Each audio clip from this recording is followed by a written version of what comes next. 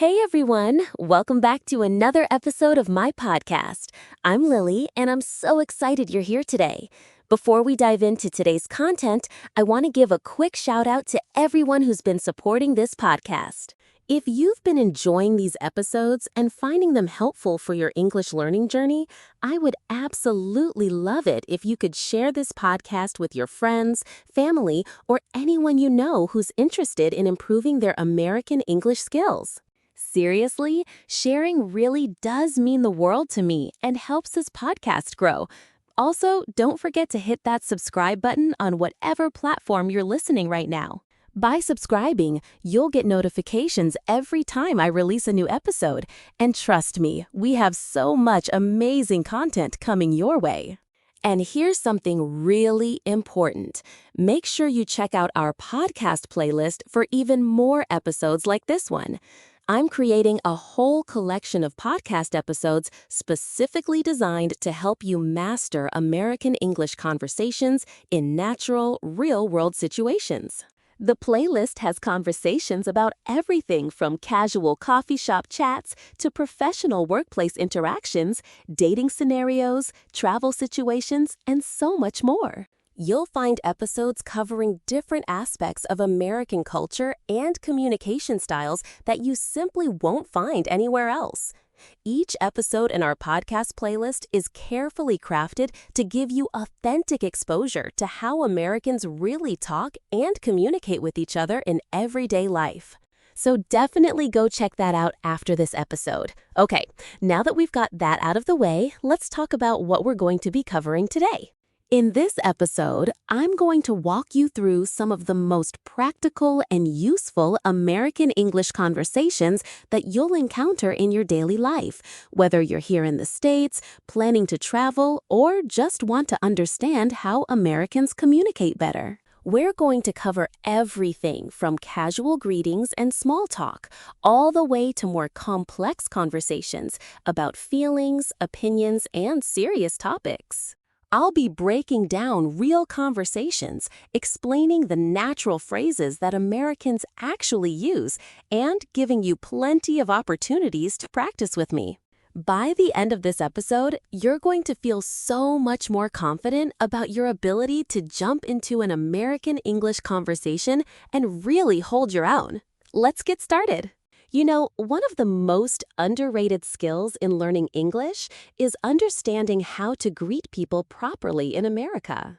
Because here's the thing, American greetings are way more casual than what you might learn in a textbook. And if you're not prepared for that informality, it can actually throw you off a bit when you're trying to have a real conversation. I've met so many English learners who've studied the formal, "Good morning, how are you?" greeting for years, and then when they actually come to America, they're shocked to discover that most people are saying something completely different. So let's talk about the real ways Americans greet each other, starting with the most common scenarios. When you're seeing a friend or acquaintance during the day, you're much more likely to hear something like, "Hey, what's up?" or "How's it going?" rather than "Good morning, how are you?" What I find really interesting is that the specific greeting you use actually depends a lot on your relationship with the person, the time of day, and even your mood. For instance, if you're seeing someone you know pretty well, something like, "Hey, long time no see, what have you been up to?" is incredibly common and shows genuine interest in reconnecting with them. If it's someone from work that you see every single day, you might just say, "Hey, how's your day going?" as you pass them in the hallway. And if you're running into someone at the grocery store or the gym, a quick, "Oh, hey, haven't seen you in forever. How are you doing?" is perfect. The beautiful thing about American English is that there's so much flexibility. You're not going to offend anyone by being too casual. In fact, Americans actually prefer informality in most social situations. It makes things feel more genuine and less stuffy. Let me give you an example of a really natural greeting conversation that happens all the time in America. Picture this. You're at your favorite coffee shop in the morning, and you run into a friend from college that you haven't seen in maybe 6 months.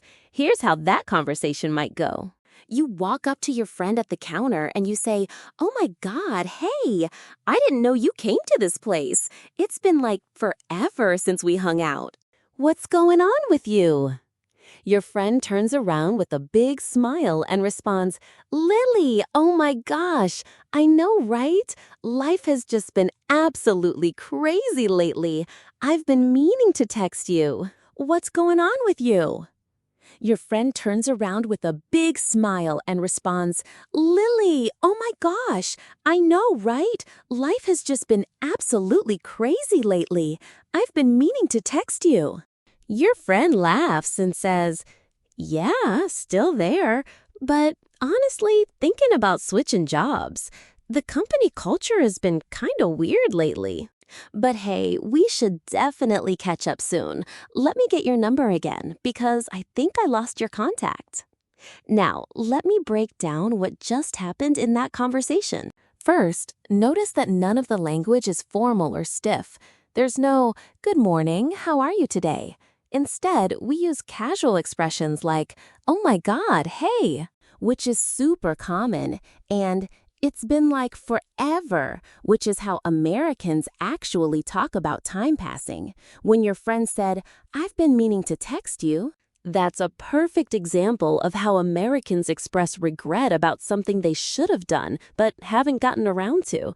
It's not grammatically perfect. Technically, it's a present perfect continuous tense. But it's absolutely natural, and native speakers use it all the time. Another thing I want you to notice is how interested both people sound in each other's lives. The questions, "What's going on with you?" and "How have you been?" are open-ended and show genuine curiosity.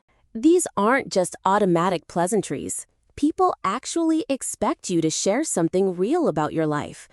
And when your friend mentions something challenging about their job, the natural response is to acknowledge it and ask follow-up questions, not just to change the subject.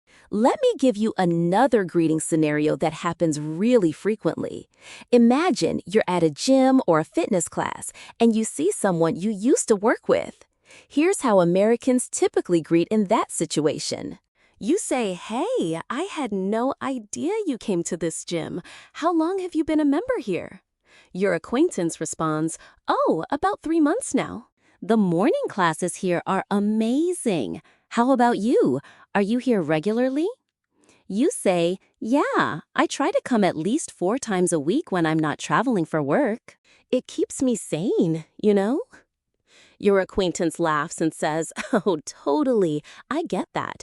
We should grab coffee sometime and catch up properly. I feel like we have so much to talk about." You respond, "For sure. I'd love that. Let me put your number in my phone." Now, in this conversation, notice the phrase, "How long have you been a member here?" This is asking about something that started in the past and continues to the present, which is exactly when Americans use the present perfect tense. And notice when you said, "I try to come at least 4 times a week when I'm not traveling." That's a great example of how we talk about habits and regular activities. The response, "It keeps me sane," is such a natural and relatable American expression. When something keeps you sane, it means it helps you stay mentally stable and happy, especially when life is stressful. And then, at the end, when they said, "We should grab coffee sometime," this is a super common way for Americans to suggest future plans, even if they don't have a specific day in mind yet. Sometimes people actually do follow through, and sometimes it's just a friendly thing to say. But if someone follows up with your contact information, they probably do want to meet up. Let me talk about a greeting scenario that's more professional in nature. Say you're at a networking event or a professional conference, and you're trying to make conversation with someone you don't know very well. Here's how that might go. You approach someone standing by the refreshment table, and you say, "Hey, I haven't seen you around before. Are you new to these events?" The other person responds, "Yeah, actually, this is my first time here. I heard there were good connections to make. Have you been coming to these events long?"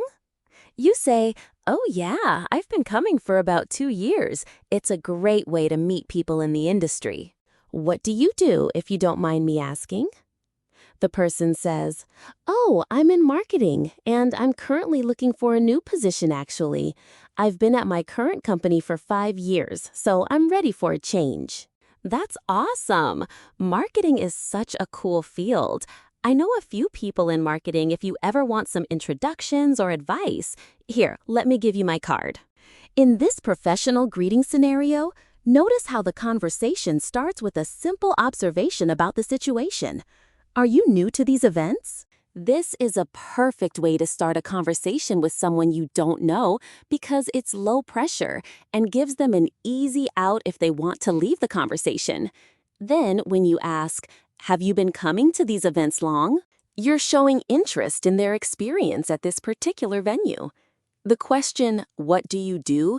is pretty standard at networking events and professional settings, and it's totally acceptable to add a softener like, "If you don't mind me asking," to make it feel more polite. And when you offer to provide introductions or give your card, you're extending genuine help, which is something Americans really value and appreciate. Now, I want to address something that a lot of learners struggle with, which is how to respond when someone asks you a greeting question. See, in America, when someone asks you, "How are you?" or "How's it going?" they're not necessarily asking for a detailed life update. Most of the time, it's just a social pleasantry, and a simple, honest response is perfectly fine. You can say things like, "I'm good, thanks for asking. How about you?" Or, "Not too bad, just been busy with work. You?" Or even just, "Pretty good, can't complain." You? These brief, positive responses are completely normal and appropriate.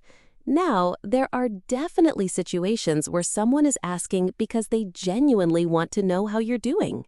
Like if you're close friends with someone, or if you've recently gone through something difficult that they know about. In those cases, you can share more, and the conversation will probably be deeper and more meaningful. But in casual greetings with acquaintances or strangers, keeping it light and brief is the way to go.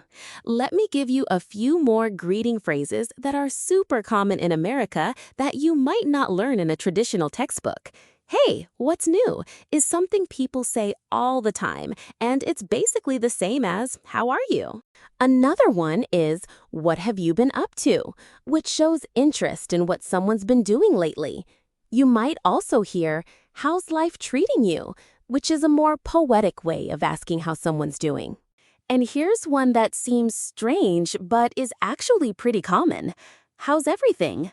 This is usually asked by people in service positions, like baristas, cashiers, or servers, and it's basically their way of checking in with you. The response is almost always short and positive, like, "Good, thanks, how are you?" You could also hear someone say, "I can't complain," or "Livin' the dream," or "Can't ask for more." The response is almost always short and positive, like, "Good, thanks, how are you?" You could also hear someone say, "I can't complain," or "Livin' the dream," or "Can't ask for more." Then you should match that energy with your own enthusiasm. If someone gives you a more low-key greeting, you can respond more casually. Americans are usually pretty perceptive about energy and tone, and they appreciate when you match their vibe. It makes the interaction feel more natural and genuine. Let me give you one more greeting scenario to really solidify this. Imagine you're moving to a new neighborhood and you're going to the local grocery store. You see a neighbor getting out of their car in the parking lot, and this is your first time meeting them. Here's how that conversation might go. You say, "Oh, hey, I think I'm your new neighbor. We just moved in a few doors down last week. I'm excited to be in the neighborhood." "Oh, welcome. We're glad to have new neighbors. How are you settling in? Do you need any recommendations for anything?" You say, "Oh my gosh, yes, actually. We've been wondering where the best place to get fresh produce is around here. Do you have any suggestions?" Your neighbor says, "Definitely check out the farmer's market that's here on Saturday mornings. The quality is amazing, and the prices are really good. Plus, it's a nice way to meet other people in the neighborhood." That's such a helpful tip. Thank you so much. And hey, if you ever need anything or just want to grab coffee or something, let us know. We'd love to get to know you guys better. In this neighborhood greeting scenario, notice how genuine interest in the other person is really important. When you ask for recommendations, you're not just asking for information. You're also showing that you trust their judgment and value their opinion. And when you offer to grab coffee or hang out, you're extending an olive branch of friendship. In America, neighbors often do become friends, so this kind of friendly overture is really common and appreciated. These greeting conversations might seem simple on the surface, but they're actually really important for building relationships and making people feel comfortable around you. The key is to be genuine, show interest in others, and not be afraid to be casual and informal.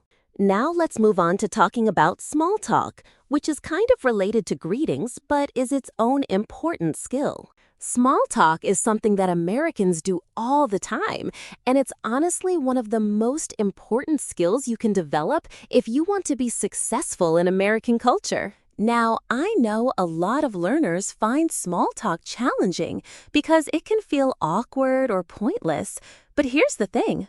Small talk is actually how Americans build relationships and make connections. It's a way of showing that you're friendly, approachable, and interested in other people. And in professional settings, it's definitely a way of establishing rapport before getting down to business. So let's talk about where small talk happens. You make small talk with the barista at your coffee shop every morning. You make small talk with your Uber driver on the way to work. You make small talk with your coworkers while you're waiting for a meeting to start. You make small talk with the person next to you in a waiting room at the doctor's office. You make small talk at the gym, at parties, at family gatherings, literally everywhere. The topics of small talk are usually pretty safe and non-controversial. Weather is the #1 small talk topic in America, and there's honestly a reason for that. In most parts of America, the weather is pretty dramatic and changes a lot, so it's always something to talk about. You might say something like, "Can you believe how hot it is today? I wasn't expecting it to be this warm in March." Or, "It's been so rainy lately, hasn't it? I'm ready for some sunshine." Another super common small talk topic is traffic or commute experiences. You might say, "The traffic was absolutely brutal this morning. My commute took like an hour and a half." Or, "The subway was so packed today, I could barely get on." You can also make small talk about movies, TV shows, or entertainment. If you're standing in line with someone and you notice they have a book or something, you might say, "Oh, is that book good? I've heard great things about it." Or, "Are you watching that new Netflix series? I've been thinking about starting it." Food is also a really popular small talk topic, especially in America. You might ask someone, "Hey, have you tried that new restaurant downtown? I've been wanting to go there." Or you might talk about the food at an event you're both at. "This cake is absolutely delicious. Do you know if they have the recipe?" Work and jobs are another common small talk topic, especially in professional settings. You might ask, "Have you been at your company long?" Or, "What department are you in?" Or, "How do you like working here?" Now, let me give you a really detailed example of small talk in action. Picture this. You're at a coffee shop waiting for your latte. The person standing next to you, also waiting for their drink, notices that you're reading a book. They say, "Oh, cool, I love that author. Are you enjoying the book so far?" You look up and respond, "Oh my gosh, yes, I just started it last week and I'm already halfway through. It's so hard to put down." The person says, "I know exactly what you mean. I stayed up until like 2 a.m. finishing it because I just had to know what happened. Have you read her other books?" You say, "No, this is my first one actually. Are the others as good? Now I'm thinking I want to read the whole series." The person responds, "They're all amazing. Honestly, I think you're going to love them.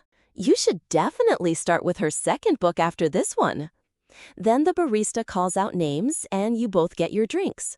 You say, "Well, thanks for the recommendation. I'm definitely going to look for those other books." And the person says, "You're welcome. I hope you love them as much as I do. Have a great day." Now, let me break down what happened in that conversation. First, the other person initiated the small talk by noticing something about you. In this case, the book you were reading. That's a really common and non-threatening way to start small talk. When you responded positively, you added your own details about how much you're enjoying the book, which kept the conversation going.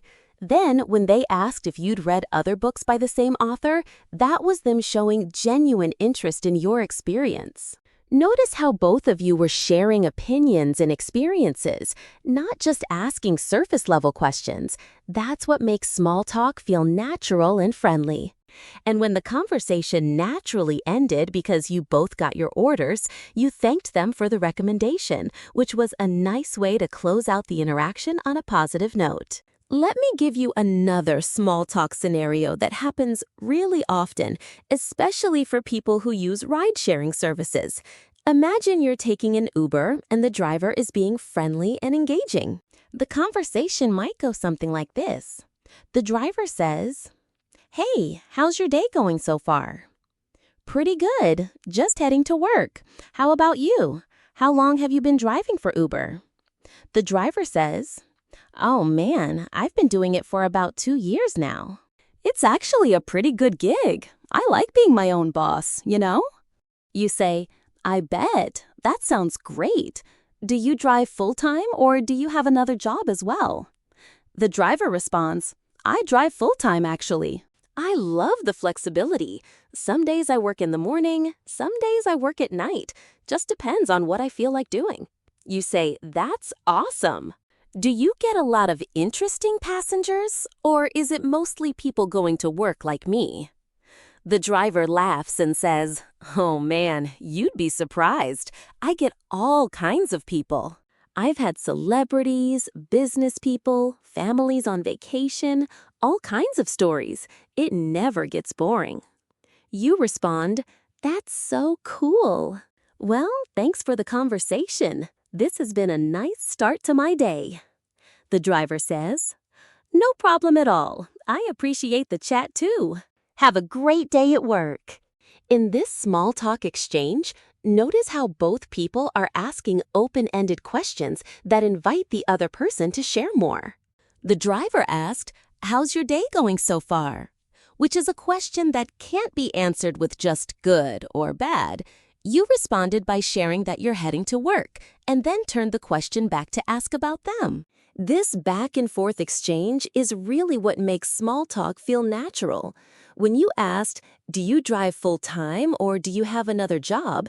you were showing genuine interest in the driver's life and situation. And when they shared that they've had interesting passengers, and you asked if they get a lot of interesting ones, you were building on what they said rather than jumping to a completely new topic. That's a key skill in small talk.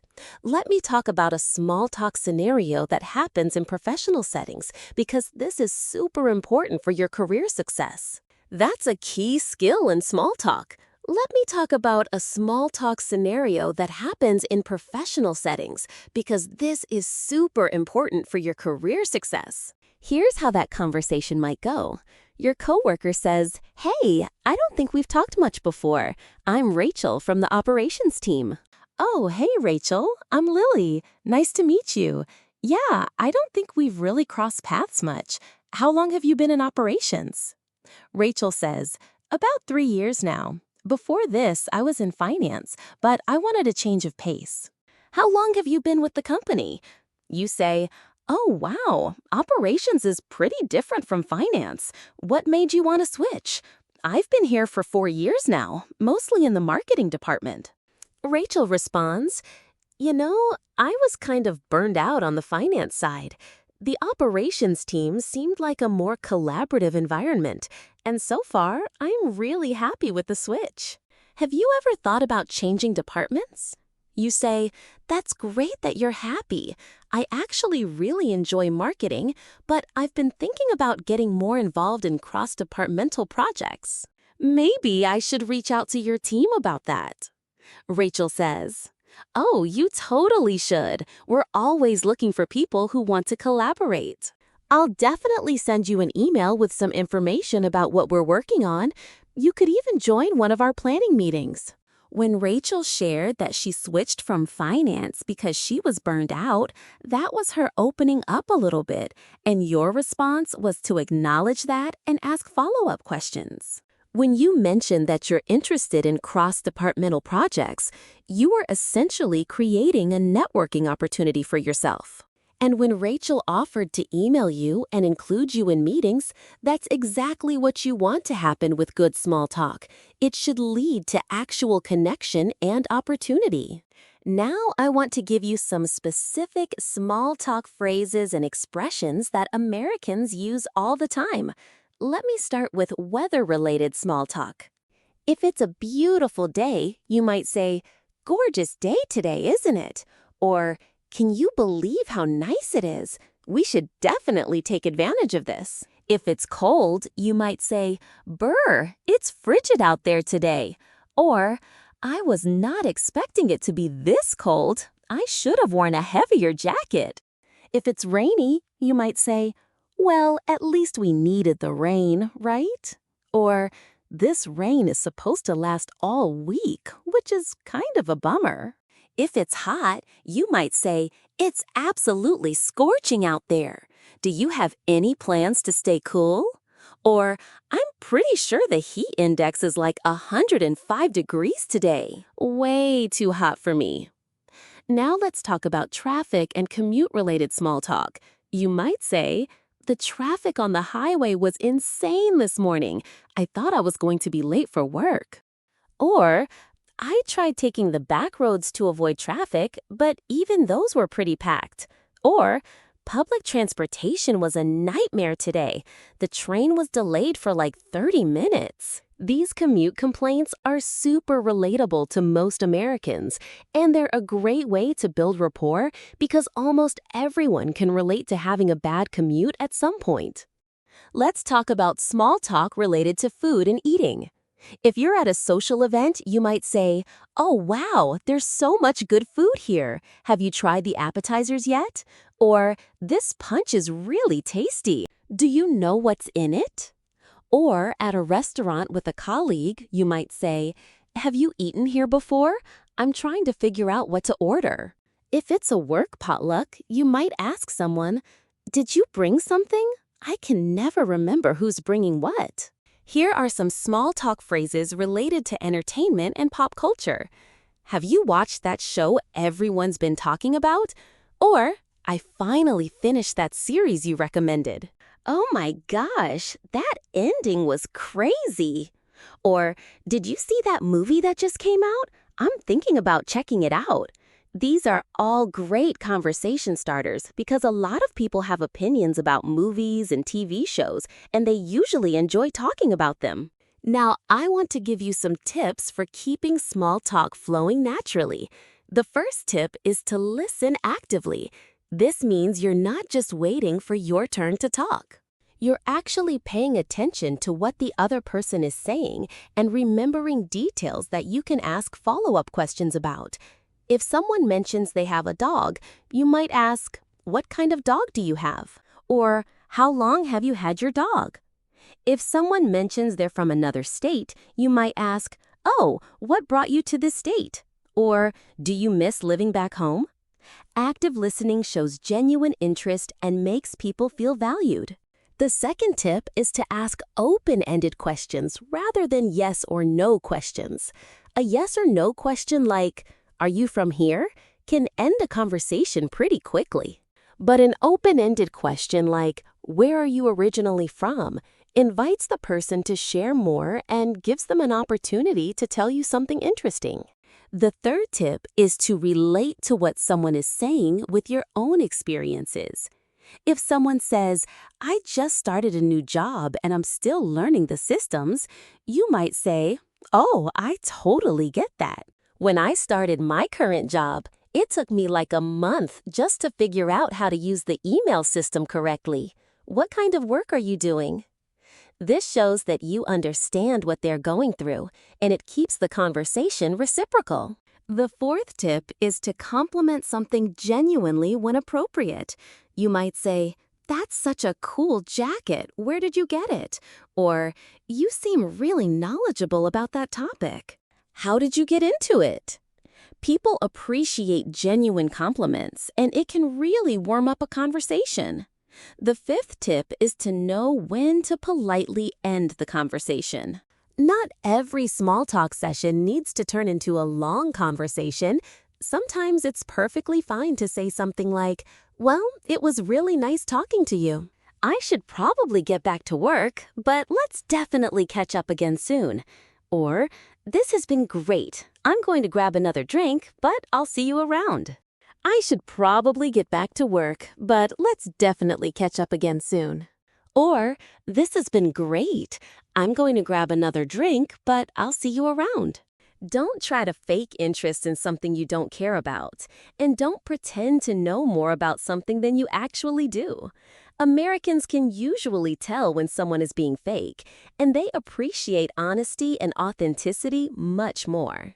If someone is talking about a topic you don't know anything about, it's totally fine to say, oh, I don't know much about that, but it sounds interesting. Tell me more. People love explaining things they're passionate about, and this shows that you're open-minded and willing to learn. One of the most practical and useful conversational skills you can develop is the ability to ask for help in a polite and clear way. In America, asking for help is totally normal and accepted. People are generally quite willing to help strangers if they can, so don't be shy about asking. Let me give you some examples of situations where you might need to ask for help. You're at the grocery store looking for a specific item, and you can't find it anywhere. You need directions to get somewhere you've never been before. Your computer is not working properly, and you need technical support. You're at a restaurant, and you have a question about the menu. You're at a store, and you need a different size or color of something. You need help understanding instructions or a process. Someone needs to explain something to you that you don't understand. In all of these situations, the key is to be polite and specific about what you need. Let me start with asking for help at a grocery store. Here's how that conversation might go. You walk up to a store employee and say, "Excuse me, could you help me find something? I'm looking for soy sauce, and I've been walking around for a while, but I can't seem to locate it." "Oh, thank you, of course. Soy sauce is in aisle 7 in the international food section. It's over there on the left side." "Oh, thank you so much. I really appreciate that." "Is it usually in that spot, or does it ever move around?" The employee says, "No, it's pretty permanent there. We reorganized a few months ago, so if you've been here a while, it might be in a different place than you remember." You say, "Oh, okay, that makes sense. Thanks again for your help." In this interaction, notice how you were specific about what you were looking for. You didn't just say, "I'm looking for something." You said what the item was. You also explained that you'd been looking for a while, which gives context for why you're asking. The employee was helpful and provided clear directions. And when they gave you additional information about the reorganization, that was really helpful context. Now, let me give you an example of asking for directions. Imagine you're in a new neighborhood and you need to get to a specific coffee shop. Here's how that conversation might go. And when they gave you additional information about the reorganization, that was really helpful context. Now, let me give you an example of asking for directions. Imagine you're in a new neighborhood and you need to get to a specific coffee shop. Here's how that conversation might go. "Do you happen to know where that is?" The person responds, "Oh yeah, I know that place. It's about 3 blocks down this street, and then you take a right on 5th Avenue. You can't miss it. It's got a big red awning." You say, okay, 3 blocks down, right on 5th. That's really helpful. Is it within walking distance, or would you recommend taking a car? The person says, oh, it's definitely walkable. The neighborhood is pretty safe, and there are nice sidewalks the whole way. You should be able to get there in like 15 minutes on foot. Perfect. Thank you so much for taking the time to help me. I really appreciate it. No problem at all. I hope you enjoy the coffee shop. It's really good. In this scenario, when you asked for directions, you were very polite with the, "Excuse me, do you have a minute?" opener. You also specified what you were looking for. When they gave you directions, you asked a follow-up question about whether it was within walking distance, which shows that you understood their initial answer and wanted to make sure you had all the information you needed. Their response about the neighborhood being safe was extra helpful context that you wouldn't have thought to ask for, but really adds value. Now, let me talk about asking for help in a work situation. This is important because your ability to ask for help at work can really affect your career success. Let's say you're working on a project and you're not sure about a process. Here's how you might ask a coworker for help. You approach their desk and say, "Hey, do you have a few minutes? I'm working on the quarterly report and I'm not totally sure about the format we're supposed to use for the charts. Could you take a look at what I've done so far and let me know if I'm on the right track?" Your coworker responds, "Sure, I can take a quick look. Let me just finish this email and I'll come over." They come over and review your work. "Okay, the format looks pretty close, but I think we usually make the chart a little wider. Here, let me show you." They adjust it slightly. "See, it should span almost the whole width of the page. Does that make sense?" You say, "Oh yes, totally. I wasn't sure if it needed to be that wide. Thanks so much for showing me. I'll remember that for next time." Your coworker says, "No problem. Feel free to ask if you have any other questions. That's what I'm here for." You gave your coworker context about what you needed help with. You were also specific about what you wanted them to look at. When they helped you, you showed genuine gratitude and repeated back what you learned, which shows that you understood and will remember it for the future. This kind of interaction builds good working relationships. Let me talk about asking for help at a restaurant, because this is something that happens pretty frequently. You're at a restaurant, looking at the menu, and you see something you're not sure about. Here's how that conversation might go. Your server comes by and asks, "Are you ready to order, or do you need another minute?" You respond, "Actually, I have a quick question. What is the difference between the Caesar salad and the house salad? I'm trying to figure out which one would be better." Your server says, "Great question. The Caesar salad has romaine lettuce and a classic Caesar dressing with croutons and Parmesan. The house salad is mixed greens with a vinaigrette dressing and includes seasonal vegetables. Both are pretty delicious, but the Caesar is a bit heavier, if that matters to you." You say, "Oh, okay. I think I'm in the mood for something lighter, so I'll go with the house salad. And can I have the dressing on the side?" Your server responds, "Absolutely. And are you ready with your main course order, or do you need another minute?" You say, "I'm ready. I'll have the grilled salmon with the roasted vegetables, please." In this restaurant scenario, notice that you asked a specific question about the menu items. Rather than just asking what something is, you asked for a comparison, which is really helpful information for making a decision. When the server explained the differences, they also included useful context about which might be better for someone who wants something lighter. And when you asked for the dressing on the side, that's a totally normal request that restaurants are very accustomed to. Now let me give you some specific phrases that are really useful when asking for help. If you're asking someone if they have time to help, you might say, "Do you have a minute?" Or "Could you spare a few minutes?" Or "Do you have time to help me with something?" These are all polite ways to ask before launching into your request. When you're explaining what you need help with, it's good to be specific and provide context. You might say, I'm having trouble understanding this part of the instructions. Or, I'm not sure how to approach this problem. Or, could you clarify something for me? When someone helps you, it's important to express genuine gratitude.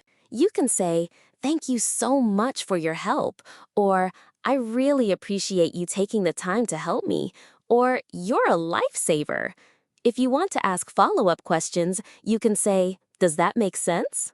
Or, "So what you're saying is," or "Can I ask one more question?" These phrases help you confirm understanding. Now, let me talk about what to do if someone doesn't understand your request the first time. This happens to everyone, and it's not a big deal. You might say, "Let me rephrase that.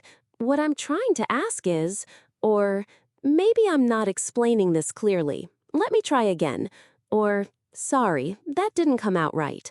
What I mean is, using these phrases shows that you understand there was a miscommunication and you're taking responsibility for clarifying your question. That's actually really appreciated by people. Let me give you one more scenario to really solidify this skill. Imagine you're in a clothing store trying to find a specific size or color. Here's how that conversation might go. "Hi, I'm looking for this sweater, but in a small and in navy blue instead of the black that I see here. Do you happen to have it in that size and color?" "Yes, we do have it in navy in a small. It should be in our back storage. Let me go grab it for you." You say, "That would be amazing. Thank you." The employee comes back with the sweater and says, "Here you go. This is the one in the navy blue, size small. Do you want to try it on?" You say, "Yes, please. Where's the fitting room?"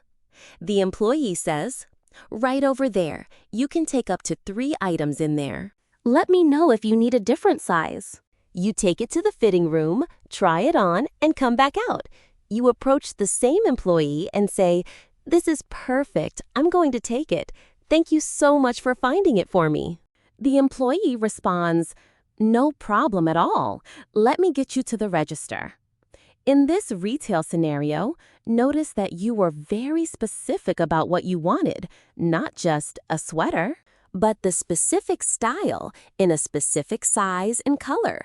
This helps the employee help you much more effectively. When they came back with the item, you showed appreciation. And when you came back out, you let them know that their help was successful and appreciated.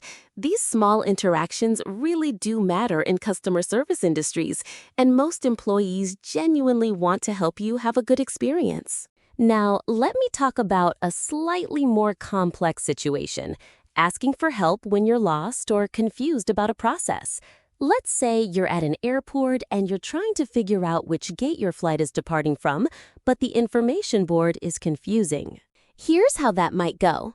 You approach an airport employee and say, "Excuse me, I'm flying to Chicago on flight 342, and I'm trying to figure out which gate it departs from. The board is showing multiple gates, and I'm not sure which one is correct." The employee looks at their computer and says, "Okay, let me check that for you. Flight 342 to Chicago is departing from gate B14. Your flight doesn't start boarding for another 45 minutes, so you have plenty of time." You say, "Oh, great, thank you so much. So it's gate B14 in the B terminal. Do I need to go through security again?" The employee responds, "No, if you've already been through security, you're all set. Just head to your gate and you're good to go." You say, "Perfect. Thank you for your help. I really appreciate it." In this scenario, when you asked for help, you provided a lot of context about what you were looking for. You told them the flight number, the destination, and what was confusing you about the process. This helps them give you a much better answer. And when they gave you the gate information, you asked a smart follow-up question about whether you needed to go through security again. This shows that you were thinking through the logistics of getting to your flight. The workplace is where a lot of English learners find themselves using English on a daily basis, so it's really important to understand professional communication in American culture. Now, American workplace culture tends to be more casual and informal than workplaces in many other countries. While you should certainly be respectful and professional, you don't need to be overly formal or stiff in your communication. Let me start by talking about how Americans interact with their bosses and managers. In American workplaces, the relationship between boss and employee is often pretty collaborative. You're expected to have ideas, speak up in meetings, and share your perspective. Your boss probably sees themselves as a leader and mentor, not someone who is unapproachable or overly authoritative. That said, there's still a level of professionalism that you need to maintain. Here's an example of a conversation you might have with your boss about a project you're working on. You approach your boss's office and say, "Hey, do you have a minute? I wanted to touch base with you about the marketing campaign we're working on." Your boss responds, "Sure, come on in. What's up?" You say, "Well, I've been working on the social media strategy, and I have some ideas I'd like to run by you. I think we could get more engagement if we focused more on video content rather than static posts." Your boss leans back in their chair and says, "Interesting. Tell me more about that. What makes you think video would work better?" You explain, "Based on the analytics from the past few months, video posts have consistently gotten more likes and shares than static content. I think if we produce one video post per week in addition to our regular posts, we could see a significant increase in engagement." Your boss nods and says, "That's a good point. Do you have any ideas about what kind of videos we should be producing?"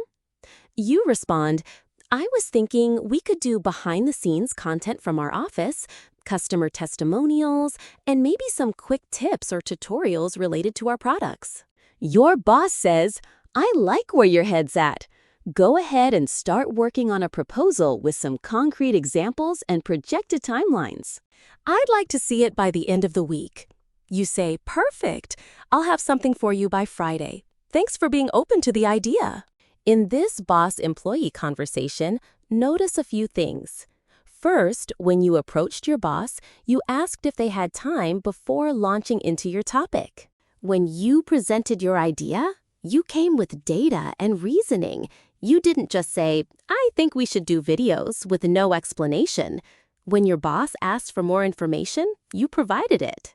And when they gave you a task to do, creating a proposal, you confirmed the deadline and expressed appreciation for their openness.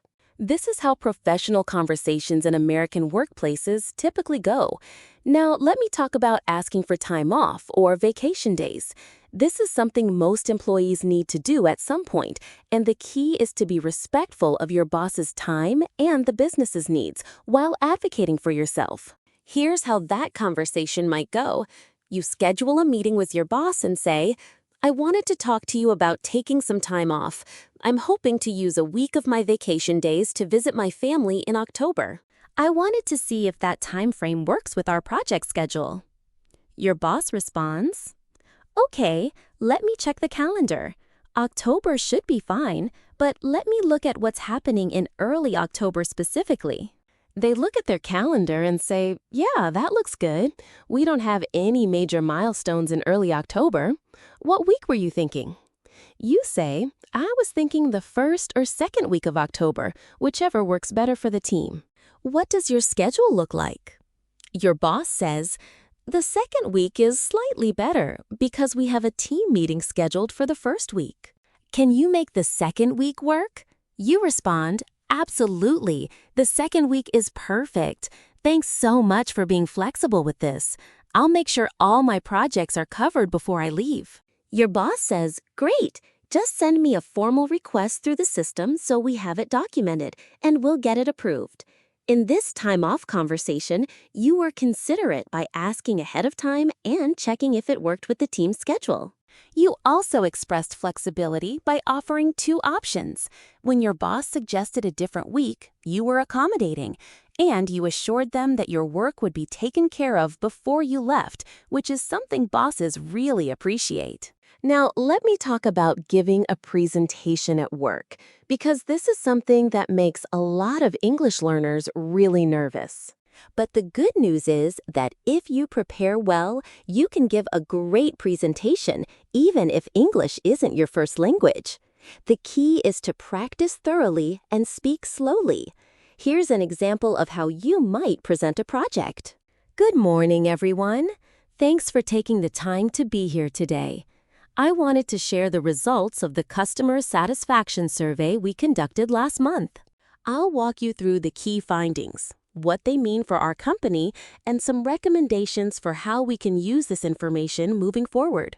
The survey asked 500 customers about their overall satisfaction with our product, their customer service experience, and whether they would recommend us to others. Let me start with the overall satisfaction numbers. 87% of customers reported being satisfied or very satisfied with our product. That's a really positive number, and it shows that we're on the right track. However, when we look at the customer service experience, only 72% reported being satisfied. That's a bigger gap than I would have hoped for, so I think that's an area where we need to focus some of our efforts. As you present, you notice someone has their hand up. You say, "Yes, I see you have a question. Go ahead." They ask, "What kind of feedback did customers give about customer service specifically? Was it response time, quality of help, or something else?" You respond, "That's a great question. We asked customers to rate different aspects of customer service. Response time was actually pretty good.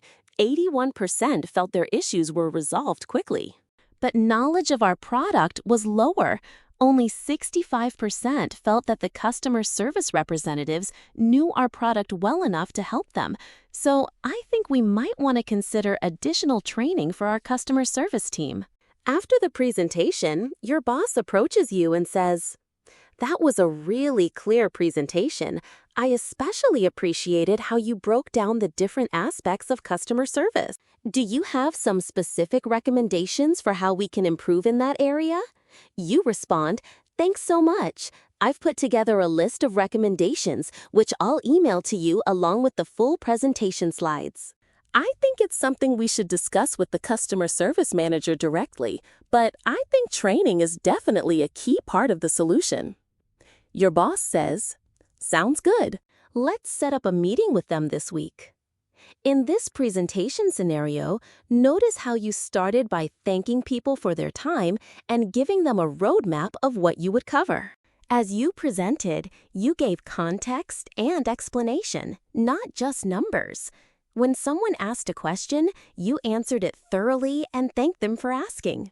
And after the presentation, when your boss asked for recommendations, you had a clear plan for how to address their request.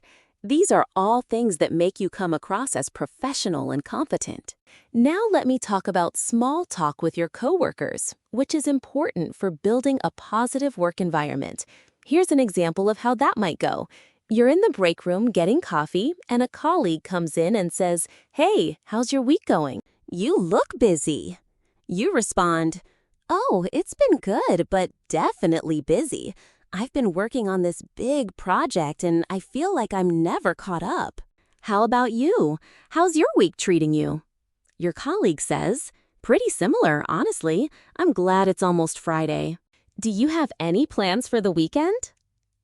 You say, "I'm going to my friend's place on Saturday for a birthday party, and I think Sunday I'm just going to relax and catch up on some things around my apartment. What about you?" Your colleague responds, "Oh, nice. I'm going to try to finally get my yard work done. I've been putting it off for like a month, and it's starting to look pretty rough."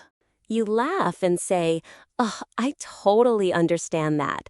I procrastinate on stuff like that all the time. Well, I hope the yard work goes smoothly and you get to relax a little bit." Your colleague says, "Thanks. Hope you have fun at the birthday party." This kind of casual workplace small talk is really important for building friendships with your coworkers and making the workplace feel more like a community rather than just a transactional place where people work. Now, let me talk about what to do if you make a mistake at work, because this is definitely something that will happen at some point. The key is to own up to it quickly and come with a solution. Here's how that might go. You realize that you made an error in a report that you submitted to your boss. You immediately go to their office and say, "Hey, I need to talk to you about the report I submitted yesterday. It's not huge. I found a mistake in the budget calculations on page 3. I apologize. I should have double-checked my work before submitting it." Your boss responds, "Okay, thanks for letting me know. How big of a deal is it?" You say, "It's not huge, but it does affect the overall budget number by about 5%. I've already corrected it, and I have the updated version ready. I can send it to you right now, and I'll make sure to be more careful about this kind of thing in the future." Your boss says, "All right, send me the corrective version. I appreciate you catching that and coming to me about it right away." You respond, "I will. Again, I apologize for the error. I have a system in place now to help prevent this from happening again." In this mistake scenario, you took responsibility immediately rather than making excuses. You explained the impact of the mistake. You came with a corrected version ready to go, and you talked about how you would prevent similar mistakes in the future. This is the best way to handle mistakes at work. Now, let me talk about asking for a raise or promotion, because this is a conversation that many English learners feel nervous about having. But it's an important conversation to be willing to have. Here's how it might go. You schedule a meeting with your boss and say, "I wanted to set up some time to talk about my role and compensation. I've been here for 3 years now, and I feel like I've taken on a lot more responsibility than when I started. I'd like to discuss the possibility of a raise that reflects my current contributions." Your boss responds, "Okay, I appreciate you bringing this up. Let's talk about it. Tell me what additional responsibilities you've taken on." You say, "Well, when I started, my role was focused on entry-level marketing tasks. Now I'm managing several aspects of our social media strategy. I'm coordinating with other departments on campaigns, and I'm mentoring a new team member. I feel like my compensation hasn't kept pace with these changes." Your boss nods and says, "You're right. You have taken on more responsibility. Let me review your performance file and the market rates for someone in your position. I'll get back to you in a week with a decision." You say, "Thank you. I really appreciate you being willing to have this conversation. I'm committed to continuing to do good work for the company." In this conversation about money, you were specific about what you've contributed to the company beyond your original job description. You didn't demand anything or give an ultimatum. You presented your case professionally, and you expressed commitment to the company, which shows that you're not just looking for money, but want to continue growing with the organization. Now, let me talk about dealing with workplace conflict, because unfortunately, this does happen sometimes. Here's an example. You're working on a project with a colleague, and they did something that you feel was undermining your efforts. You decide to address it directly, but professionally. You approach them and say, "Hey, can I talk to you for a minute? I wanted to bring something to your attention. In the meeting yesterday, I felt like when I was presenting my ideas about the project direction, your comments kind of undermined what I was saying. I want to work well together on this project, so I wanted to see if we can talk about how we can communicate better." Your colleague responds, "Oh, I'm sorry. I didn't mean to undermine you. I was just trying to offer a different perspective." You say, "I appreciate that you wanted to offer a different perspective, and I'm definitely open to other ideas. I just think it would be better if we discuss different approaches privately before the meeting rather than during the meeting. That way we can present a united front and the team knows we're aligned." You know what? That's totally fair. I apologize. Let's definitely sync up before the next meeting and talk through any concerns we have. Thanks for being open to that. I appreciate it. Let's grab coffee sometime this week and go over the project details together. You explained how their behavior made you feel, and you suggested a specific solution for how to handle things differently in the future. Your colleague responded well because you approached it in a non-accusatory way. One of the most important aspects of having fluent conversations is being able to talk about your life, your feelings, and your experiences in a natural way. This is what separates surface-level conversations from real human connection. Let me start by talking about how to share something challenging or difficult that you're going through. Americans generally appreciate honesty and authenticity, and they're often willing to listen and offer support when someone is going through a tough time. Here's an example. You're having lunch with a friend, and they ask, "How have you been? I feel like I haven't seen you in forever." You respond, "I've been okay, but honestly, work has been pretty stressful lately. My company is going through some organizational changes, and there's been a lot of uncertainty about whether my position is going to change. It's been kind of weighing on me." Your friend responds, "Oh man, that sounds really stressful. How are you feeling about it?" You say, "It's a mix of things. I'm worried about whether my job is secure, but at the same time, I'm also kind of curious about what might come next, even if it's scary. I'm trying to stay positive, but there are definitely days where I'm just anxious about the whole thing." Your friend says, "That's totally understandable. Have you talked to your boss about what might happen?" You respond, "Not directly yet. I'm kind of waiting to see if there's an official announcement before I bring it up, but I've been thinking about what I would do if things did change.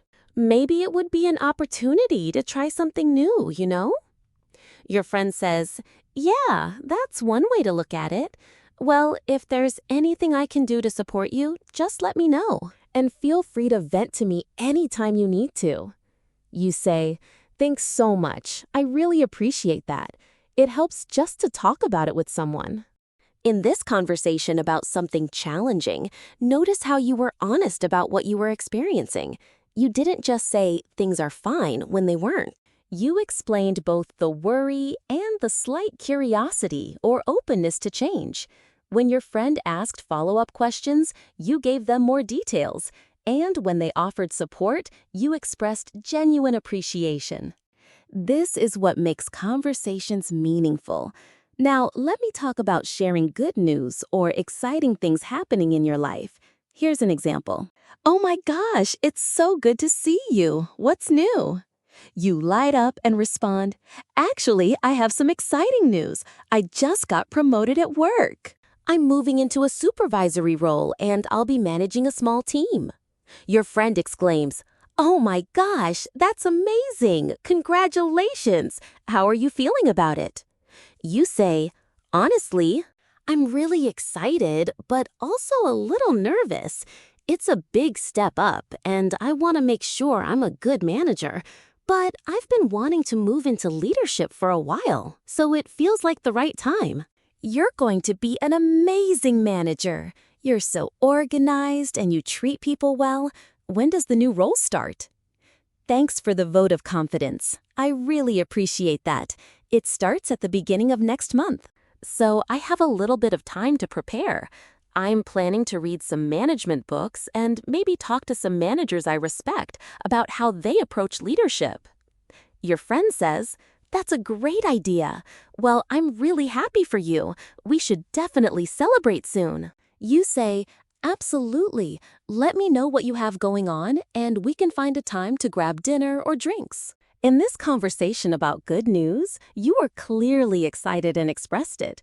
You also acknowledged that there was some nervousness alongside the excitement, which is realistic and relatable. When your friend asked follow-up questions, you gave them details.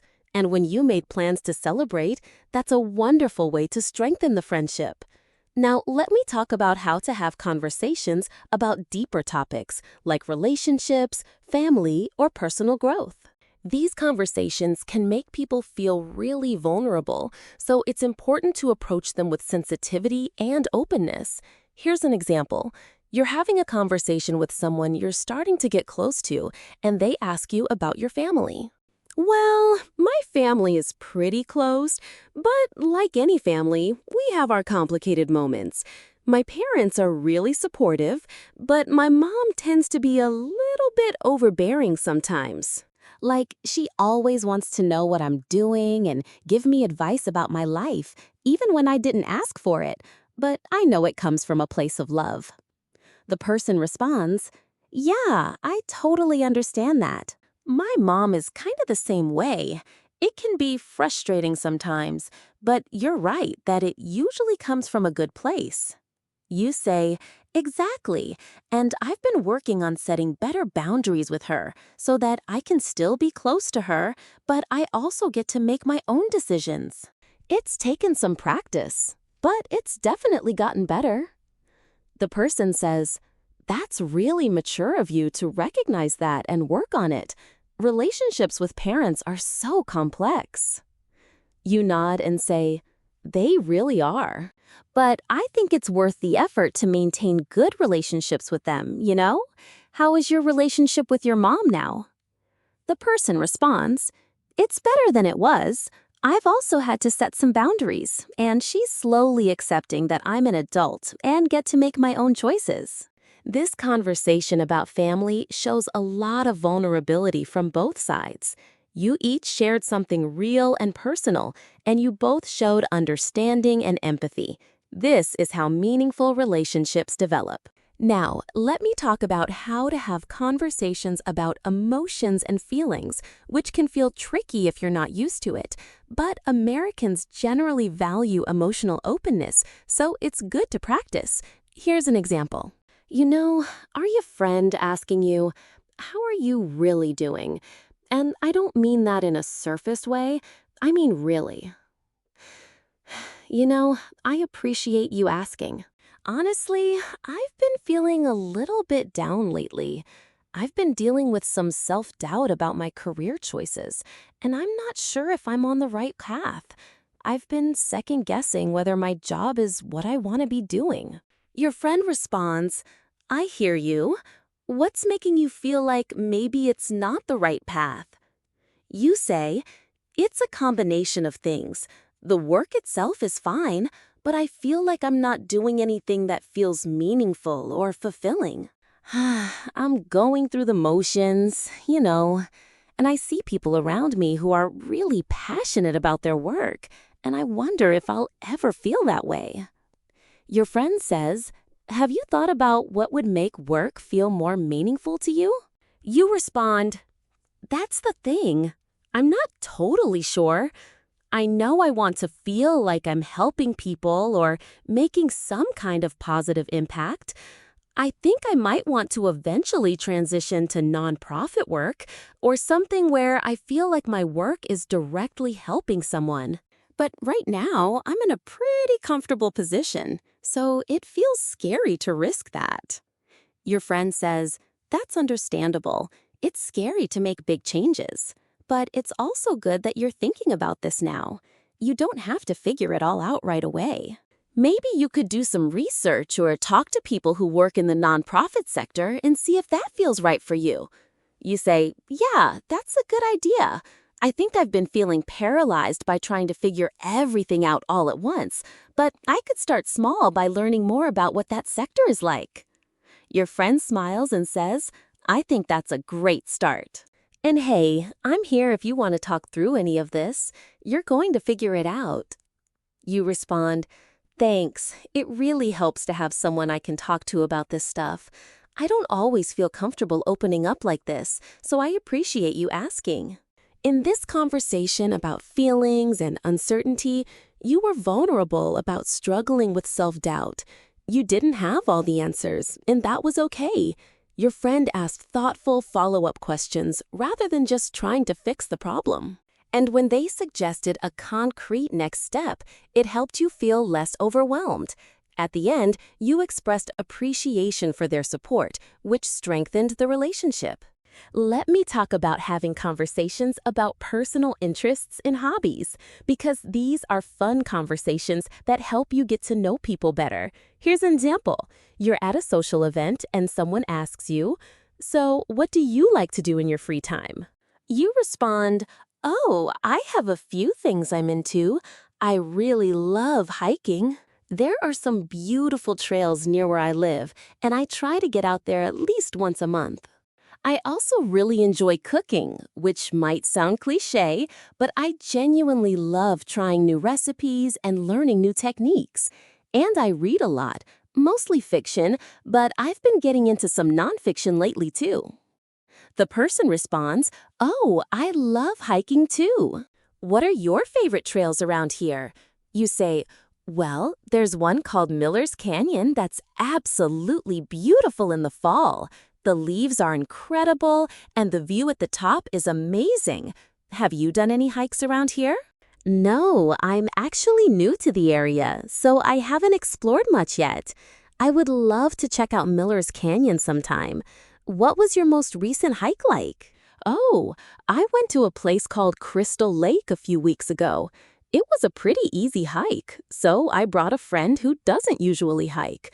It was so nice to see someone discover those trails for the first time." That sounds really fun. You should definitely let me know if you're going hiking sometime. I'd love to join if you're open to that. You respond, "Oh, I would love that. Let me get your contact info and I'll text you the next time I'm planning to go." When the other person asked follow-up questions, you gave them specific details and examples. And when they expressed interest in joining you, you were warm and welcoming. These kinds of conversations help people feel like they can be themselves around you, which is really important for building friendships. Now, let me talk about how to handle conversations when you're going through a tough time and need support. This is really important because sometimes we all need to ask for help from friends. Here's an example. You text a close friend and say, "Hey, are you free to talk soon? I'm going through something and I could really use someone to talk to." Your friend responds, "Of course, what's going on?" You respond, "I just found out that my long-term relationship is ending. My partner and I have been talking about it for a while, and we both feel like we've grown in different directions. We're trying to be amicable about it, but I'm still really sad and going through all sorts of emotions." Your friend responds, "Oh no, I'm so sorry. Are you okay? Do you want to talk about it, or would you rather I just listen?" "I think I want to talk about it. I feel like I have a lot of emotions swirling around, and it would help to just process it out loud." "Well, we've been together for 4 years, and it's just been a long time coming, I think. We care about each other a lot, but we want different things for the future, and we realize that staying together wasn't fair to either of us. But even though I know it's the right decision, it's still really hard. I keep going between feeling sad and then feeling relieved, which makes me feel guilty because I don't know how to feel about it." Your friend responds, "That's totally normal. Ending a relationship, even when it's the right choice, is still a loss. You're allowed to feel all those different emotions at once. How are you taking care of yourself right now?" You say, "Honestly, not super well. I've been kind of in a funk, sleeping a lot, not going to the gym, not seeing people. But I know I need to snap out of it. I'm trying to plan some things to look forward to and lean on my friends for support." That's good. And please lean on me. I'm here for you. Do you want to do something this weekend? We could get brunch or go for a walk or something. Whatever would help. You respond, "That would be really nice. I think getting out and spending time with you would help a lot. Thanks for being so supportive. It really means a lot." Of course, that's what friends are for. We're going to get through this together. In this conversation about going through a difficult time, you were honest about what you were experiencing. You asked for what you needed. In this case, someone to listen. Your friend responded with empathy and practical offers of support, and you expressed gratitude for their willingness to be there. This is what real friendship looks like. Now, let me talk about how to have conversations when you're celebrating someone else's good news and you might be feeling envious or jealous. This is a sensitive topic because it's easy to let jealousy show when you're not careful, but it's important to be genuinely happy for people you care about. Here's an example. Your friend tells you, "Hey, I wanted to tell you something exciting. I got engaged." You feel a momentary twinge of jealousy because you're single, but you push that aside and respond with genuine happiness. "Oh my gosh, that's amazing! Congratulations! I'm so happy for you. Tell me everything." Your friend beams and says, "Well, my partner took me on a surprise weekend trip, and on the last morning, they proposed. It was absolutely perfect." You say, "That sounds so romantic. I'm getting chills just thinking about it. When are you planning the wedding? Do you have any ideas yet?" Your friend says, "We're thinking about doing something next spring. Nothing too huge. Just close friends and family. I'll definitely want you there." You respond, "Of course, I wouldn't miss it for anything. I'm already excited to see you in your wedding dress." "Have you started looking at dresses yet?" Your friend says, "Not yet, but I want you to be part of the dress shopping experience. Would you want to help me look?" You respond, "Oh, absolutely. That sounds so fun. Just let me know when you want to go." Even though there was a moment where you felt a twinge of envy, you chose to focus on your friend's happiness rather than your own situation. This is maturity and real friendship. Let me talk about conversations where you're sharing a mistake or something you're embarrassed about, because everyone makes mistakes, and being able to laugh at yourself is important. "Oh my gosh, the most embarrassing thing happened to me the other day. I was at the grocery store, and I was reaching for something on a high shelf. I lost my balance and literally tripped and fell right there in the middle of the aisle. I was sprawled out on the floor, and there were people everywhere. It was mortifying." Your friend laughs sympathetically and asks, "Oh no, are you okay? Did you get hurt?" You respond, "Fortunately, no major injuries. I scraped my knee a little bit, and I'm definitely sore in places I didn't know could get sore. But my pride was definitely hurt more than anything. I just wanted to disappear into the floor." Your friend says, "Well, I'm glad you're okay. At least you can laugh about it now." You say, "Yeah, I mean, it's funny in retrospect, but in the moment, I was absolutely mortified. The store manager came over to make sure I was okay, which made it even more embarrassing because I had an audience." Your friend says, "Okay, but here's the thing. Literally everyone has done something embarrassing in public. I promise you, people are going to forget about this way sooner than you think." You respond, "I hope you're right. I'm definitely going to be paranoid the next time I go to that store. I'm probably going to avoid that aisle forever." Your friend laughs and says, "You're ridiculous. Just own it. You tripped. It happens. You're human." By being able to laugh at yourself and share something embarrassing with a friend, you're showing vulnerability and self-awareness, which are qualities that people appreciate. One skill that's really important in American conversations is being able to express your opinions and feelings clearly without being aggressive or dismissive of others' perspectives. Americans value honesty and directness, but they also value respect. Let me start with how to express your opinion about something in a polite but clear way. Here's an example. You're having a conversation with coworkers about a new policy that's being implemented at your company. Someone says, "I think this new policy is going to be really good for the company." You have a different perspective, so you respond, "I appreciate your optimism about it. I see the potential benefits about it, but I have some concerns about how it's going to be implemented. I think the timeline might be too tight, and I worry that people aren't going to have enough training before it rolls out. Your coworker responds, "That's a fair point. I hadn't thought about the timeline. What would you suggest?" Well, I think we should ask for at least 2 more weeks to develop more comprehensive training materials. And maybe we could do a pilot program with one department first, just to see what issues come up before rolling it out company-wide. Your coworker says, "Those are really good ideas. You should definitely bring those points up in the next meeting." You respond, "Yeah, I think I will.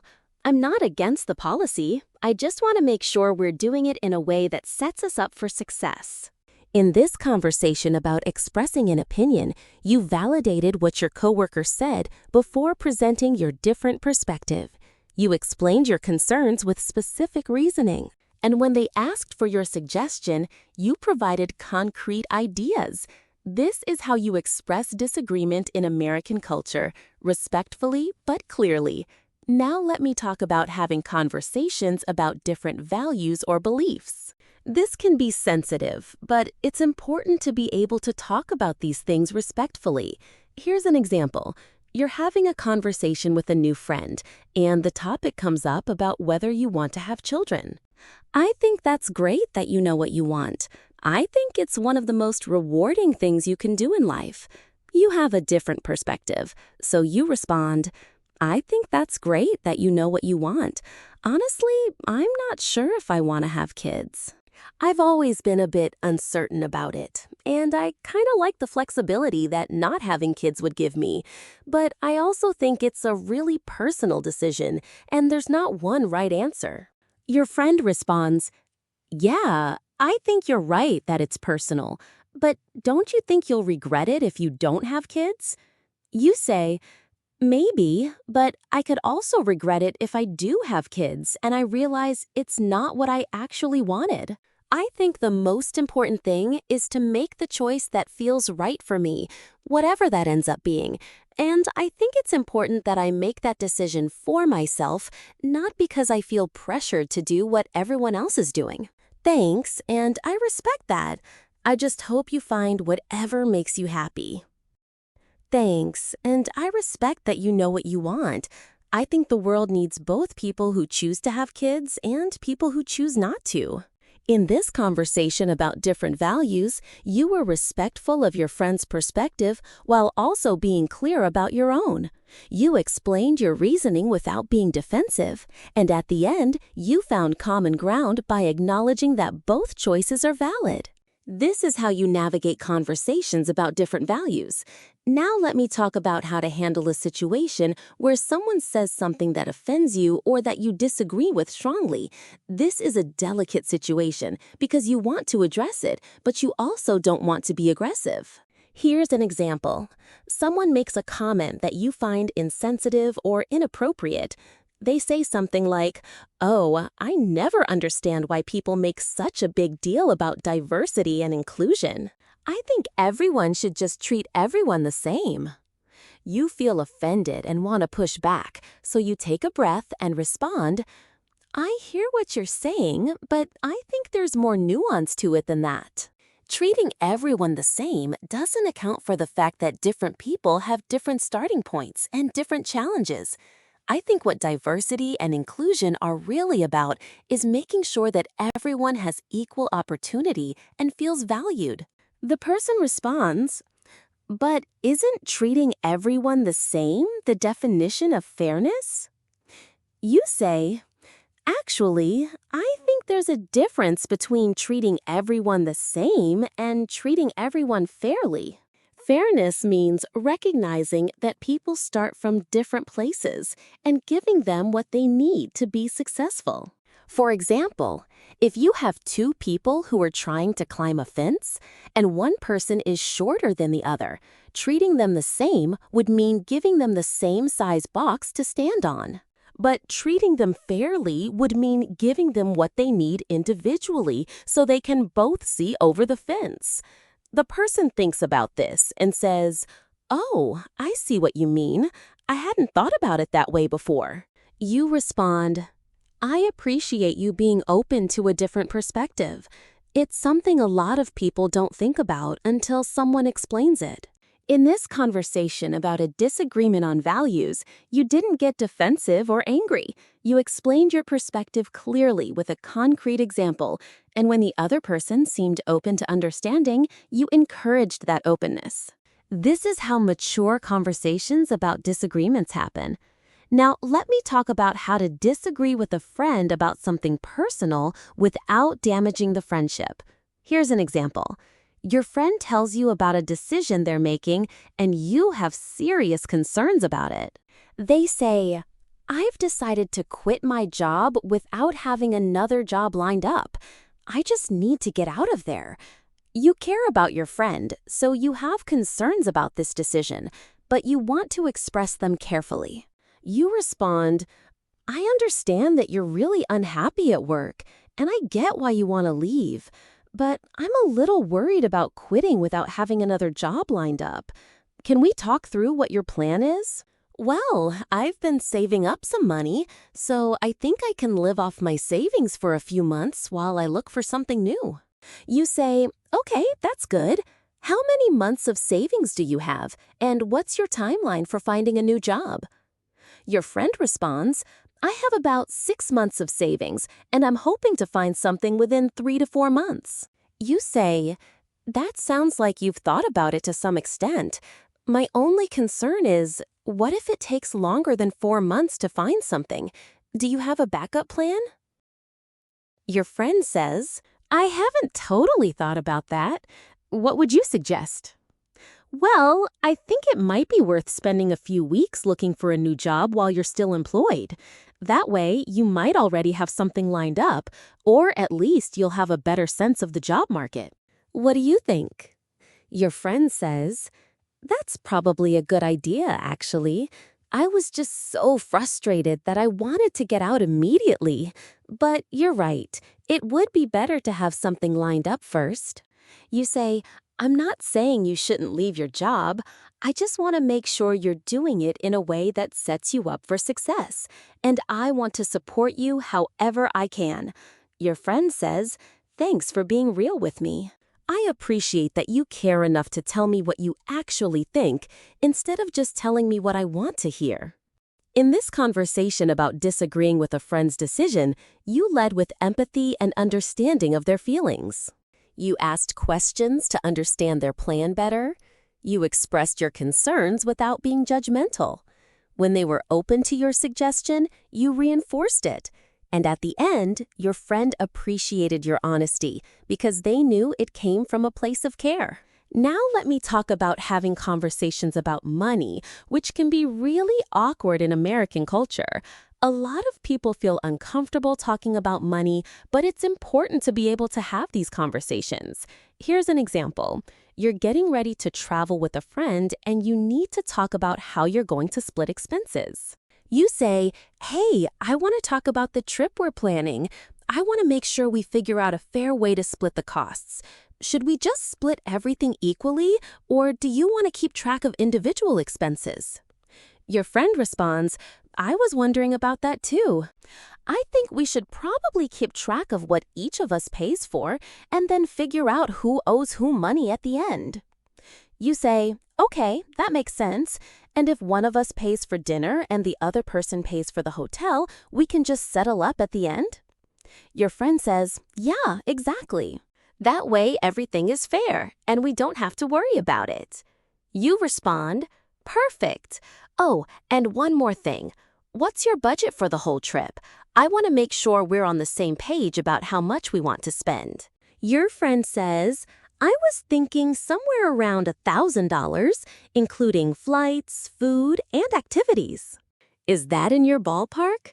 You say, yeah, that sounds about right. Maybe I'll spend a little more or a little less depending on what we do, but that's a good target.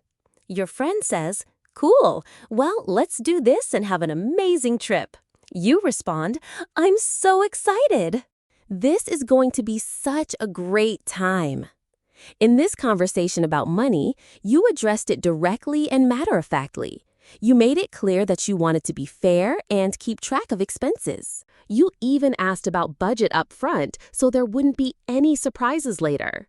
Money conversations don't have to be awkward if you approach them practically and respectfully. Now let me talk about how to give someone feedback or constructive criticism in a way that they can actually hear it. This is a skill that's really valuable in both personal and professional settings. Here's an example. You're mentoring someone at work and you notice that they tend to dominate conversations and don't leave much room for others to contribute. You want to give them feedback, but you want to do it in a way that helps them improve rather than making them feel attacked. You schedule a time to talk and say, "Hey, I wanted to give you some feedback about something I've noticed. I think you're really knowledgeable and you contribute a lot of great ideas in meetings. But I've noticed that sometimes you do most of the talking, and I think some other people might have ideas that don't get a chance to be heard." Your mentee responds, "Oh, I didn't realize that was happening. What should I do differently?" You say, "I think it's about being more intentional about asking other people what they think. Like, after you share an idea, maybe pause and ask, 'What do you all think about this?' Or, 'Does anyone have a different perspective?' That way, you're inviting others into the conversation." Your mentee says, "Yeah, that makes sense. I can definitely try to be more mindful of that." You respond, "Great. I think with this small adjustment, you're going to be an even more effective leader and collaborator. I really appreciate your willingness to hear the feedback." In this feedback scenario, you started by acknowledging something positive about the person. You then explained the behavior that was concerning without making it personal. You provided specific suggestions for improvement, and you ended on a positive note about their potential. This is what good feedback looks like. Finally, let me talk about how to have conversations where you're asking someone for forgiveness or apologizing. Here's an example. You said something hurtful to a friend and now you want to apologize. You reach out and say, "Hey, I've been thinking about what I said to you last week, and I feel really bad about it. I said something unkind and I was wrong for saying it. I want to apologize." Your friend responds, "Oh, thanks for saying that. I have to admit, it did hurt my feelings." You say, "I'm really sorry. That wasn't okay of me. I was stressed and frustrated about something, but that's not an excuse for taking it out on you. You don't deserve to be spoken to that way." Your friend says, "I appreciate the apology. Is everything okay with what was stressing you?" "Yeah, I think I'm handling it better now, but that doesn't excuse what I said. I just want you to know that I value our friendship, and I'm going to work on being more careful about how I speak to you when I'm upset." Your friend says, "Thanks for that. I really appreciate the apology, and I'm glad we're talking about it." "Me too. Let's grab coffee soon. I'd love to spend some time with you." Your friend says, "That sounds good. I'll text you some times that work for me." In this apology scenario, you took responsibility for what you did. You didn't make excuses, but you did explain the context. You acknowledged how it affected your friend, and you committed to doing better in the future. This is how you maintain and strengthen relationships even when things go wrong. Now, let me talk about some of the more practical, everyday conversations that you'll encounter regularly. These might seem less emotionally complex than the conversations we've been discussing, but they're just as important for building fluency because you encounter them so frequently. Let's start with restaurant conversations. You're going to have restaurant conversations regularly if you eat out, so it's good to be comfortable with them. Here's a typical restaurant conversation from start to finish. You arrive at the restaurant and the host says, "Welcome in. Do you have a reservation?" You respond, "Yes, I do. The reservation is under Lily for 2 people at 7 o'clock. The host checks their computer and says, "Perfect. I found you. Your table is ready. Right this way, please." You follow them to your table and they say, "Here's your table. Your server will be with you in just a moment. Can I get you started with anything to drink?" You respond, "I'll have water with lemon, please." Your friend says, "I'll have iced tea, thank you." Your server arrives and says, "Hi, welcome. My name is Marcus. I'll be taking care of you today. Have you been here before?" "No, this is our first time. We've heard great things about it, though." Your server says, "Oh, wonderful. Well, I'm really excited to have you here. Let me tell you about some of our specialties. Our salmon is absolutely incredible. It comes with seasonal vegetables and a lemon butter sauce. We also have a really popular pasta primavera. And our steaks are all cut fresh daily. Can I answer any questions about the menu?" You say, "Oh, everything sounds good. Can I ask, what does the special sauce on the chicken piccata contain? I'm allergic to shellfish, and I want to make sure there's nothing in it." Your server responds, "Oh, great question. Let me check with the kitchen to make sure I get that right for you. Give me just 1 second." Your server comes back and says, "Okay, so the piccata sauce is a lemon, butter, and caper sauce. There's no shellfish in it at all, so you're good to go." You say, "Perfect. Thank you so much for checking on that." Your friend decides what they want, and you both tell your server. Your friend says, "I'll have the salmon with the vegetables on the side, please."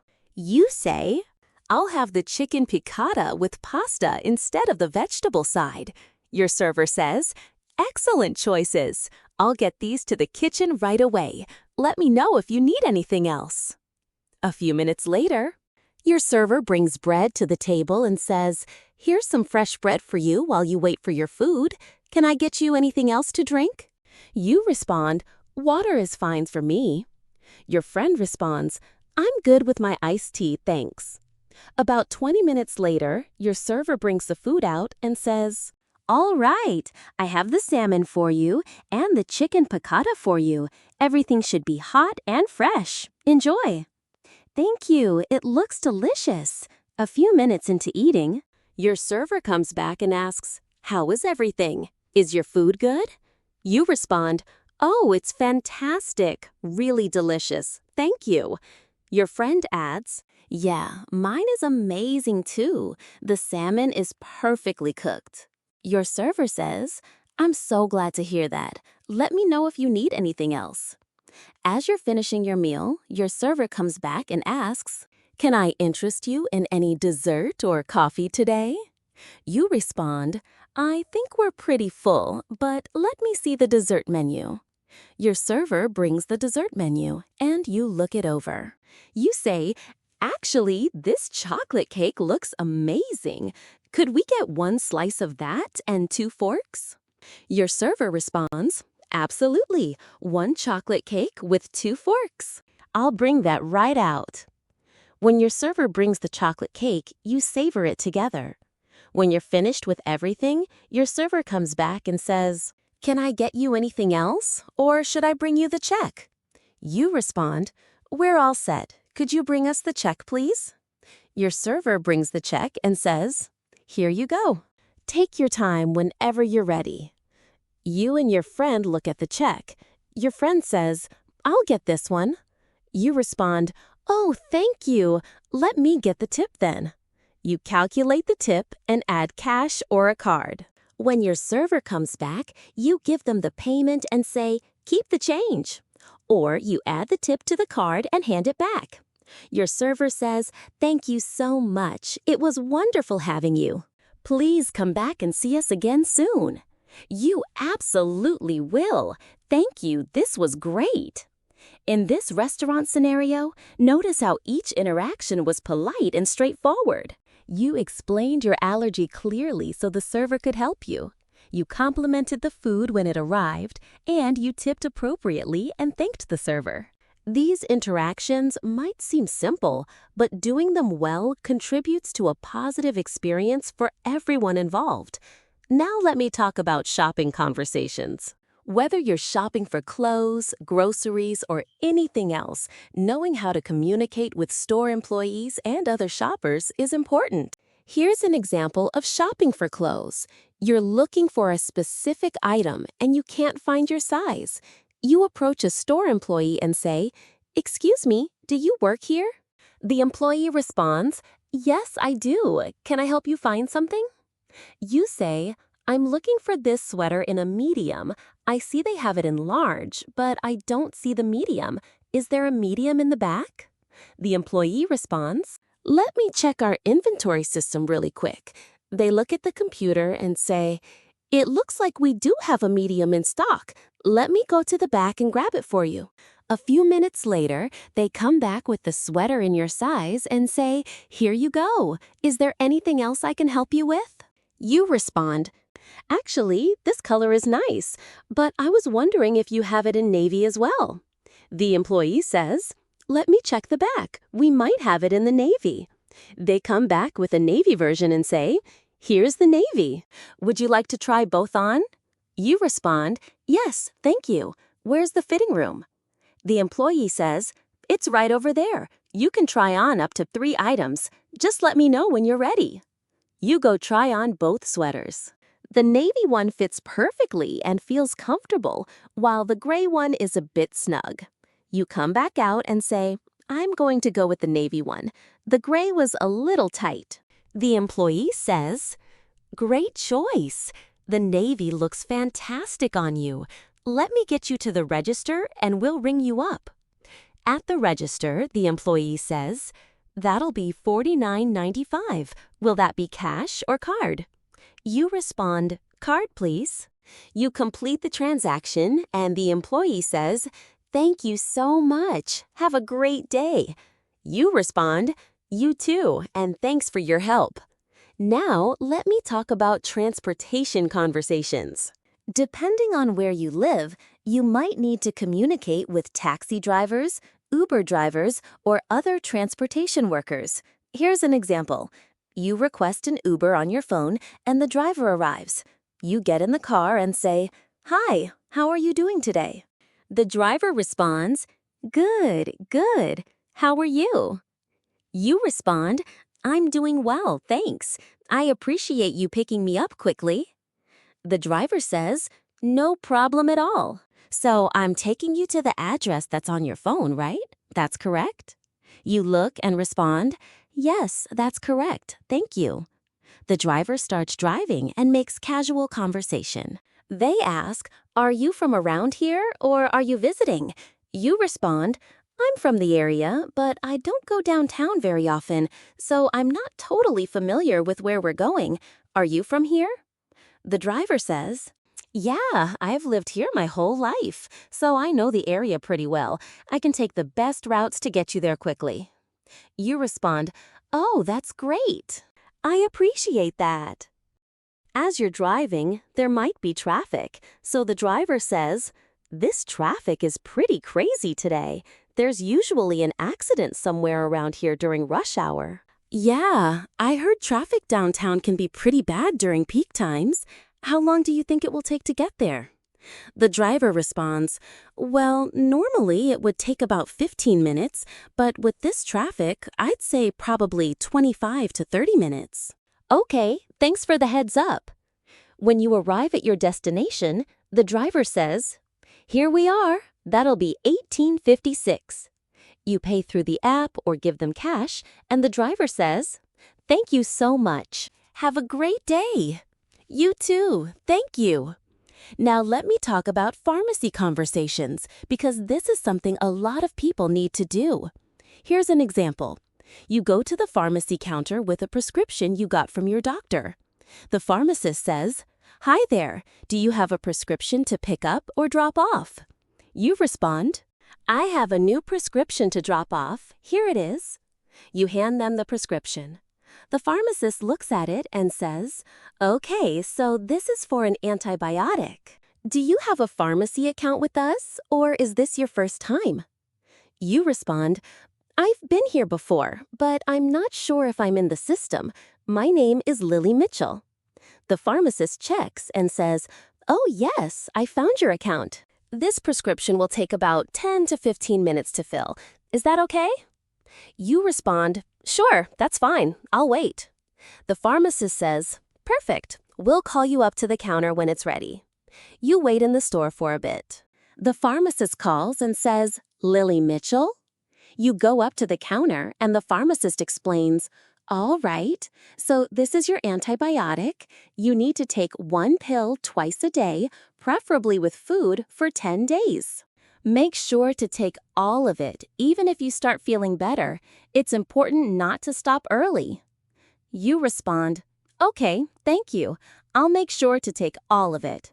Also, this medication can make you sensitive to the sun, so wear sunscreen if you're going to be outside. If you have any side effects, make sure to let your doctor know. Do you have any questions for me? No, I think I understand. Thank you for explaining all of that. The pharmacist says, "No problem. The total is going to be $35 if you don't have insurance, or if you have insurance, it might be less depending on your coverage. Do you want to pay now?" You respond, "Yes, card please." You complete the payment, and the pharmacist says, "Thank you. Have a great day, and I hope you feel better soon." You respond, "Thank you. I appreciate it." Now let me talk about bank conversations, because if you're living in America, you'll probably need to interact with a bank at some point. Here's an example. You go to your bank to open a savings account. A bank teller says, "Welcome. How can I help you today?" You respond, "Hi, I'd like to open a savings account. Can you help me with that?" "Of course, I'd be happy to help. Let me get someone from accounts who can walk you through the process. One moment, please." A few minutes later, someone comes over and says, "Hi, I'm Sarah from the accounts department. I'll help you open a savings account today. First, I'll need to see your ID." You give them your ID, and they look at it and ask, "Okay, so I see you live at this address. Is this still correct?" You respond, "Yes, that's still my current address." Sarah continues, "Great. And what's the best phone number to reach you at if we need to contact you?" You give them your phone number. Sarah says, "Perfect. Now with our savings account, you'll earn interest on your balance. The current interest rate is 0.5% annually. You can make deposits and withdrawals online, through our app, or here in person at any of our branches. There's no monthly fee as long as you maintain a minimum balance of $500. Does that sound good to you?" "Yes, that sounds good. How much should I deposit to open the account?" Sarah responds, "You need a minimum deposit of $100 to open it. After that, you can add more whenever you'd like." You respond, "Okay, I'll deposit $500 to start." You make the deposit, and Sarah says, "Excellent. Your account is all set. You should receive your debit card in the mail within 3 to 5 business days. In the meantime, you can access your account online or through our mobile app. Here's your account number." She gives you a document with your account information. You respond, "Thank you so much for your help.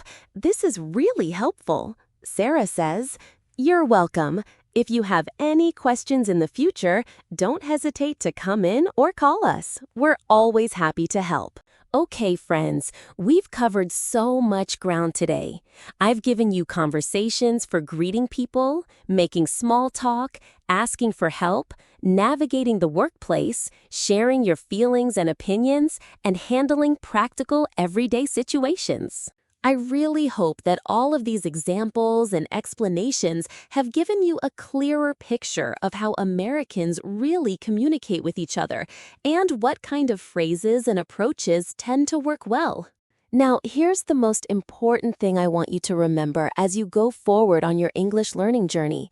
The conversations we've talked about today are real examples of how native speakers talk, but they're not scripts that you need to memorize word for word. Language is dynamic and fluid, and there are so many different ways to say the same thing.